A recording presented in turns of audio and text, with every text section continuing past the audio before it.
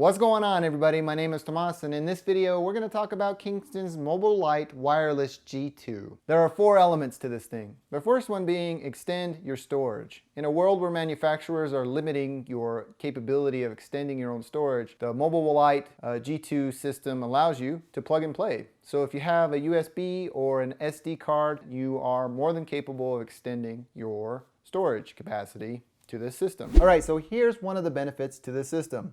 If you want to go on a trip, you just load up a USB or an SD card full of music and videos or whatever media that you want to enjoy on this trip, and you can stream it across multiple devices as long as each of those devices has the MobileLite G2 application installed on them. That's also a benefit because you don't have to duplicate your media files on multiple devices. Again, you may not have the resources available on your iPad or your Samsung Galaxy S6. One thing I will warn you about is that you should put all of your media on an SD card, because the power bank capabilities of the G2 system are only available to you if you utilize the USB portion of it. So the USB portion here, if this is consumed or utilized streaming media, then you're out of a power bank. So just be forewarned that you should run everything through the SD card when it comes to streaming media, so you can have that power bank capability. Let's see how this functions. Now we have a USB. I'm going against what I just advised you to do.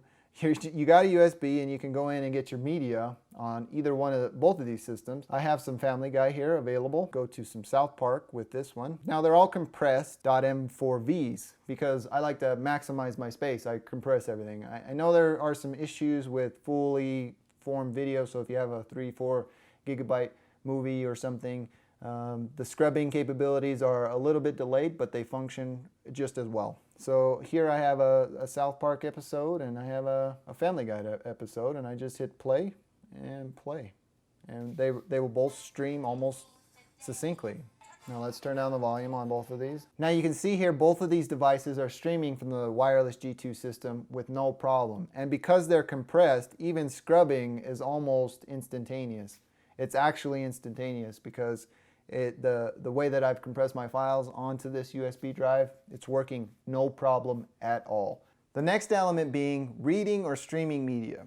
This was high interest for me when Kingston sent this out to me. It was one of the first things that I tested. Now, the most exciting element about this system is its read capabilities when it comes to media. Let me set up a scenario for you. All of my family have smartphones or some sort of smart device that have the MobileLite G2 application installed on them. And I've been at the beach all day shooting photos on my FC1000. We all are sitting around a campfire or whatnot, and I have this system out, and we all say, okay, let's preview what kind of shots I shot today.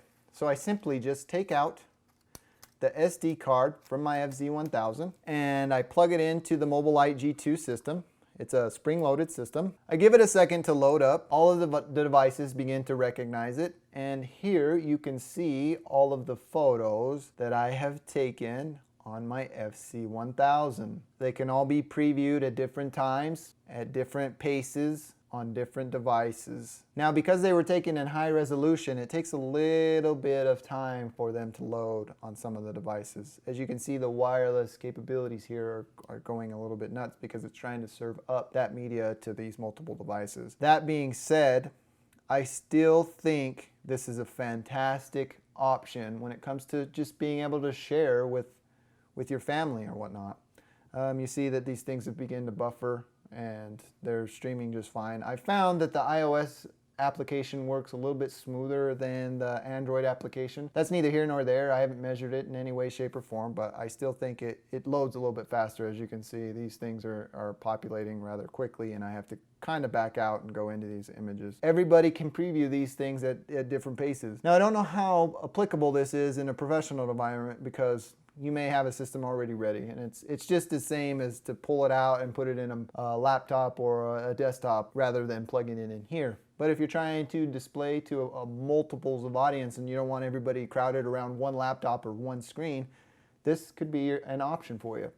I still think this is one of the coolest things about this system. I absolutely love it. It's fantastic. Moving right along, let's talk about connectivity.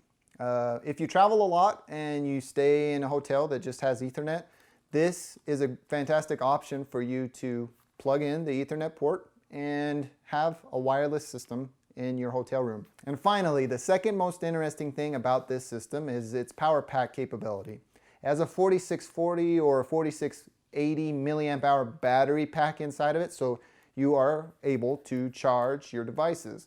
I wish it had, let's say, maybe 10,000 milliamps. Maybe that'll be the G3 system when they come out with it, and they could take this feedback to the bank with them, pun intended, because the power bank to this is rather small. For example, if you have it in your vehicle and you're on a trip with your family and two of your kids, or one of them's using your cell phone and one of them's using a tablet, or they're both using tablets, this will not charge both of them, and that could become problematic. In addition to you streaming music or video off of this between those two systems, it's going to eat up the power on this as well. And maybe they can bump it up or make it a little bit thicker, because it's no different than the size of a portable hard drive. If they doubled it, would that really bother you? I don't know. I don't think so. It wouldn't bother me none, but if this was a power bank and the rest of it had its functionality, I think this would have more value to some users. Considering that, you know, most mobile phones and almost all tablets do not have removable or changeable batteries, this could be something that could sell you on it. If it had a 20,000 milliamp hour battery, I mean, that would be freaking fantastic, don't you think? In the end, I think the MobileLite Wireless G2 is a fantastic option if you're looking for a power bank. Even if you're just looking for a power bank, why not add some extra flavor to what it is you're going to purchase?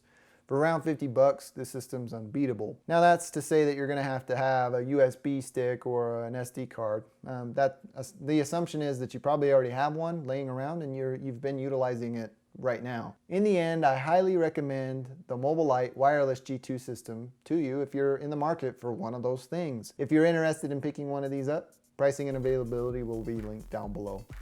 Well, that about does it for me in this one, everybody. If you like this video, please feel free to give me a thumbs up. If you didn't, give me a thumbs down and let me know in the comment section down below what it is that I can do to improve.